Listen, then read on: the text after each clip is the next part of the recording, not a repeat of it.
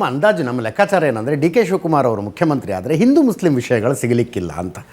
ನಿಮ್ಮಂಗೆ ಹಿಂದುತ್ವವಾದಿ ಅಂತಾರೆ ಅವರು ಸದ್ಗುರು ಅವರ ಆಶ್ರಮಕ್ಕೆ ಶಿವರಾತ್ರಿ ಕಾರ್ಯಕ್ರಮಕ್ಕೆ ಹೋಗ್ತಾರೆ, ಅಮಿತ್ ಶಾ ಅವ್ರ ಪಕ್ಕದಲ್ಲಿ ಕೂತ್ಕೋತಾರೆ.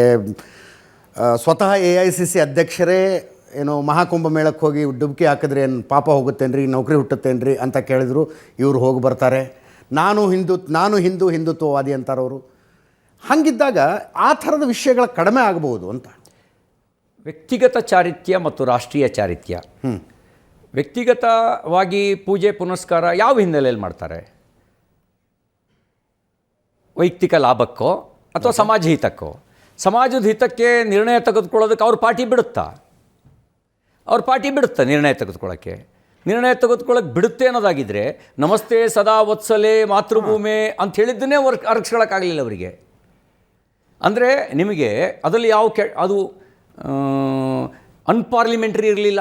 ಓಕೆ, ಈ ಒಂದು ಪ್ರಾರ್ಥನಾ ಗೀತೆಯನ್ನು ಹೇಳೋದನ್ನೇ ಸಹಿಸ್ಕೊಳ್ಳೋಕ್ಕೆ ಅವ್ರ ಪಾರ್ಟಿ ತಯಾರಿಲ್ಲ ಅಂದಾಗ, ಇನ್ನು ಶಿವಕುಮಾರ್ ಅವರು ಅದನ್ನು ಮೀರಿ ಒಂದು ಹೆಜ್ಜೆ ಮುಂದಿಟ್ಟರೂ ಕೂಡ ಅವ್ರ ಕುರ್ಚಿಗೆ ಸಂಚಾಕಾರ ಬರುತ್ತೆ ಅಂತಂದಾಗ ಅವರು ಕುರ್ಚಿ ಉಳಿಸ್ಕೊಳ್ಳೋ ಯೋಚನೆ ಮಾಡ್ತಾರೋ ಅಥವಾ ತನ್ನ ಮನಸ್ಸಿನ ಭಾವನೆಗಳನ್ನು ಅನುಷ್ಠಾನ ಮಾಡುವಂಥ ಇಚ್ಛಾಶಕ್ತಿ ತೋರಿಸ್ತಾರೋ? ಆ ಇಚ್ಛಾಶಕ್ತಿ ಇಲ್ಲವೇ ಇಲ್ಲ.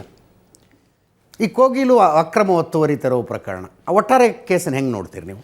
ನೋಡಿ, ಅಕ್ರಮ ಯಾರು ಮಾಡಿದರೂ ಅಕ್ರಮ.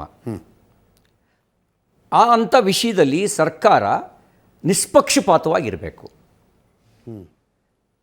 ಇಲ್ಲ ಇಂಥವ್ರು ಮಾಡಿದ್ರೆ ಮಾತ್ರ ಅಕ್ರಮದ ಪರವಾಗಿ ನಮ್ಮ ಸಹಾನುಭೂತಿ ಅನ್ನೋದು ಒಂದು ಕೆಟ್ಟ ಸಂದೇಶ ಮಾತ್ರ ಅಲ್ಲ, ಅದರಿಂದ ಇನ್ನಷ್ಟು ಅಕ್ರಮಗಳಿಗೆ ಕುಮ್ಮಕ್ಕು ಕೊಟ್ಬಿಡುತ್ತೆ. ಈ ಸರ್ಕಾರದ ನೀತಿ ಏನಾಯಿತು ಅಂದರೆ, ಕೇರಳದ ಮುಖ್ಯಮಂತ್ರಿ ಟ್ವೀಟ್ ಮಾಡಿದ್ರು. ಅದು ತಕ್ಷಣ ಇವರ AICC ಪ್ರಧಾನ ಕಾರ್ಯದರ್ಶಿ ಅವರೊಂದು ಮರು ಟ್ವೀಟ್ ಮಾಡಿದ್ರು, ಇವರಿಗೊಂದು ತಾಕೀತು ಮಾಡಿದ್ರು. ತಕ್ಷಣ ಇವ್ರ ನಿಲುವುಗಳು ಬದಲಾಗ್ಬಿಡ್ತು. ಇದು ಅಪಾಯಕಾರಿ.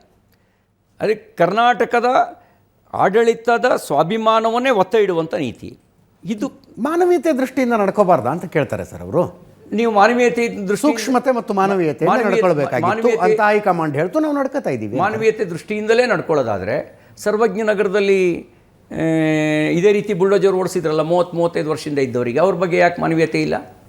ಮಾನವೀಯತೆ ದೃಷ್ಟಿಯಿಂದಲೇ ನಡ್ಕೊಳ್ಳೋದಾದರೆ ಅತಿವೃಷ್ಟಿಯಲ್ಲಿ ಬೀದರ್ನಿಂದ ಬೆಳಗಾವಿವರೆಗೆ ಸಂತ್ರಸ್ತರಾಗಿ ಇವತ್ತಿಗೂ ಒದ್ದಾಡ್ತಾ ಇದ್ದಾರಲ್ಲ, ಅವರಿಗೆ 5 ಲಕ್ಷ ರೂಪಾಯಿ ಪರಿಹಾರ ಕೊಡೋದನ್ನು ಕೂಡ ನಿಲ್ಲಿಸಿದ್ದೀರಲ್ಲ, ಯಾಕೆಲ್ಲ ಮಾನವೀಯತೆ ಸತ್ತೋಯ್ತು?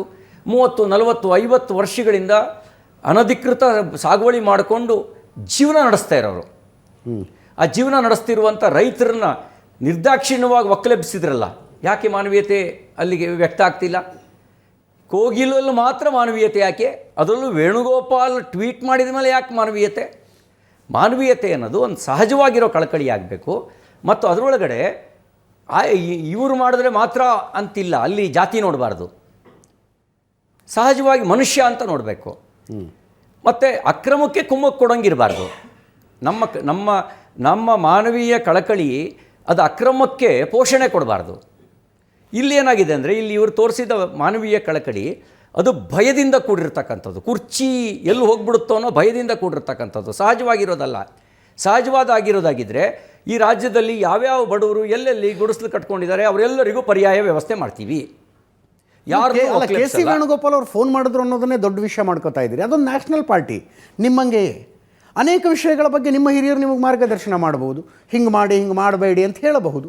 ಅವುಗಳನ್ನು ನೀವು ಪಾಲನೆ ಮಾಡಿರ್ತೀರಿ. ನೋಡಿ, ಆ ಕಾರಣಕ್ಕೆ ನಮ್ಮ ರಾಜ್ಯದ ಹಿತಾಸಕ್ತಿಯನ್ನು ಮತ್ತು ಸ್ವಾಭಿಮಾನವನ್ನು ಒತ್ತೆ ಇಡಬಾರ್ದು. ಇದು ವ್ಯಕ್ತಿಗತ ಹೆಲ್ಪ್ ಮಾಡೋದಲ್ಲ. ಈ ಸರ್ಕಾರ ಹೇಳಿದೆ, ಅಕ್ರಮವಾಗಿ ಕೋಗಿಲಿನಲ್ಲಿ ಗುಡಿಸಲು ಕಟ್ಕೊಂಡಿದ್ರು, ಮನೆ ಕಟ್ಕೊಂಡಿದ್ರು, ಅಕ್ರಮ ಮನೆಗಳನ್ನು ತೆರವುಗೊಳಿಸಿದ್ದೇವೆ. ಹೌದು. ಅಕ್ರಮ ಕಟ್ಟೋದಕ್ಕೆ KC ವೇಣುಗೋಪಾಲ್ ಹೇಳಿದ್ರಾ? ಅವ್ರು ಹೇಳಿಲ್ಲ ಅಂದರೆ ಅವ್ರ ಸಮರ್ಥನೆಗೆ ಬರಬಾರ್ದಲ್ಲ. ಓಕೆ, ಅಂದರೆ ಕೇರಳದಿಂದ ಕರ್ನಾಟಕದಲ್ಲಿ ಖಾಲಿ ಇದೆ ಜಾಗ, ಹೋಗಿ ಅಕ್ರಮವಾಗಿ ಕಟ್ಕೊಳ್ಳಿ, ಅಕಸ್ಮಾತ್ ಸರ್ಕಾರ ಬೀಳಿಸಿದರೆ ನಿಮಗೆ ನಾನು ಪರಿಹಾರ ಕೊಡಿಸ್ತೀನಿ ಅನ್ನೋದು ಕಾಂಗ್ರೆಸ್ ನೀತಿನ? ನಾಳೆ ಇದರ ದುರುಪಯೋಗವನ್ನು ಬೇರೆಲ್ಲರೂ ಪಡ್ಕೊಂಡು ಅರಾಜಕ ಸ್ಥಿತಿಗೆ ತಗೊಂಡು ಬರೋದಕ್ಕೆ ಅವಕಾಶ ಕೊಡಬೇಕಾ? ಸೆನ್ಸಿಟಿವ್ ಟೈಮು ಸಿಟಿ ರವಿ ಅವರೇ. ಕೇರಳದಲ್ಲಿ ಎಲೆಕ್ಷನ್ ಬಂದಿದೆ, ಎಲೆಕ್ಷನ್ ದೃಷ್ಟಿಯಿಂದ ಮಾಡಿದಾರಪ್ಪ, ಅರ್ಥ ಆಗುವಂಥದ್ದು. ಅವ್ರ ಜಾಗದಲ್ಲಿ ನೀವು ಇದ್ದಿದ್ರು ನೀವು ಅದನ್ನೇ ಮಾಡ್ತಿದ್ರೇನೋ? ಎಲೆಕ್ಷನ್ ದೃಷ್ಟಿಯಿಂದ ರಾಜ್ಯದ ಹಿತಾಸಕ್ತಿಯನ್ನು ಕಡೆಗಣಿಸೋದು ಅದು ಸಂವಿಧಾನಬದ್ಧ ಹುದ್ದೆಯಲ್ಲಿ ಇರ್ತಕ್ಕಂಥವ್ರು ಮಾಡೋ ಕೆಲಸ ಅಲ್ಲ. ಅವರು ಇವತ್ತು ಮುಖ್ಯಮಂತ್ರಿ, ಉಪಮುಖ್ಯಮಂತ್ರಿ, ವಸತಿ ಖಾತೆ ಸಚಿವರು, ನಮ್ಮ ರಾಜ್ಯದ ಜನರ ತೆರಿಗೆ ಹಣ ಖರ್ಚು ಮಾಡೋದು, ಇದು ರಾಜ್ಯದ ಜನರ ತೆರಿಗೆ ಹಣ ಖರ್ಚು ಮಾಡೋದು, ಅದಕ್ಕೆ ಅಕೌಂಟಬಿಲಿಟಿ ಇರಬೇಕು, ಅದಕ್ಕೆ ಅಕೌಂಟಬಿಲಿಟಿ ಬೇಕು. ಅದಕ್ಕೆ ಸಂಬಂಧಪಟ್ಟಂತೆ ಒಂದಷ್ಟು ಪ್ರಶ್ನೆಗಳಿದಾವೆ, ನೋಡೋಣ.